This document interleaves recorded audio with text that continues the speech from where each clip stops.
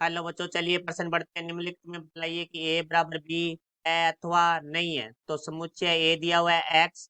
X शब्द follow शब्द का एक अक्षर है। बी समुच्चय वाई। वाई शब्द वोल्फ का एक अक्षर है।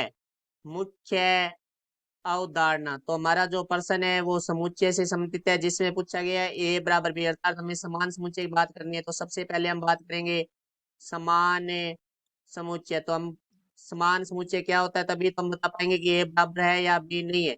वे समुच्चय जिनमें अवयवों की संख्या समान हो, वह अवयव भी समान हो, तो वे समुच्चय हमारे समान समुच्चय कहलाते हैं। अब हम प्रश्न के बारे में बात करते हैं। तो प्रश्न में हमें जो दिया हुआ है वो समुच्चय निर्माण रूप दिया हुआ है। तो हमें सबसे पहले इसे रोस्टर रूप में बदलेंगे। जैसे ए दिया हुआ है हमें, तो इसे रोस्टर रूप में इसके अवयव लिखेंगे।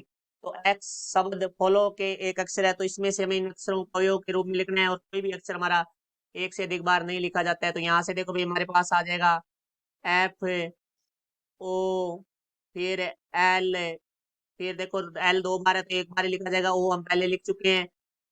डब्ल्यू, ये हमारा समुच्चय ए है। अब हम समुच्चय बी लिखते हैं। तो देखो भाई, बी में हमारे पास होंगे वोल्फ है, तो वोल्फ का डब्ल्यू आ जाएगा, फिर हमारा ओ आ जाएगा, फिर एल आ जाएगा, और फिर हमारा एफ आ जाएगा। तो अब हम यहाँ देखते हैं, ए समुच्चय में भी चार अवयव हैं, बी समुच्चय में भी चार अवयव, तो अवयवों की संख्या समान है।